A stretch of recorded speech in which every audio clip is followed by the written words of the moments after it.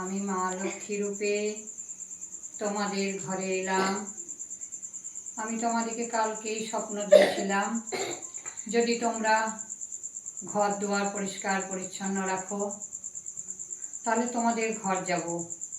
আর যদি তোমরা নোংরা ঘর দুয়ার রাখো, এঁঠো বাসন রাখো, ঝাঁটা জুতো সামনে রাখো, দরজার সামনে যদি ঝাঁটা জুতো তোমরা রাখো, তাহলে আমি কিন্তু কারো ঘর যাব না।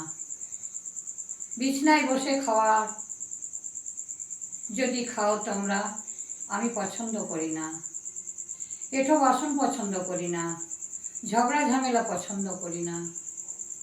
তোমরা যদি এই নিয়মগুলো মেনে চলো, তাহলে আমি আবার অঘ্রান মাসে তোমাদের প্রতিটি ঘরে ঘরে আমি আসব।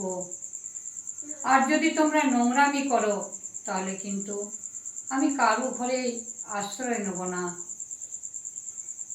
আমি মাঠে থাকি, কিন্তু অনেকেরই এত অত্যাচার, আলগুলোনে এমন নোংরামি করে দেয়, আমি সহ্য করতে পারছি না। আমাকে তাড়াতাড়ি আবার ঘরে নিয়ে আসবে তোমরা। অঘ্রান মাসে তোমরা আমাকে আবার নিয়ে এসো। আমি আবার তোমাদেরকে জানাবো স্বপ্নে।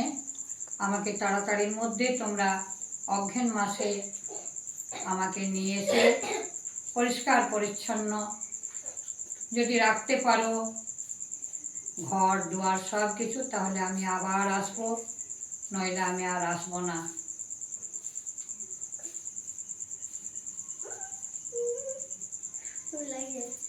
মনে রেখো কথাটা।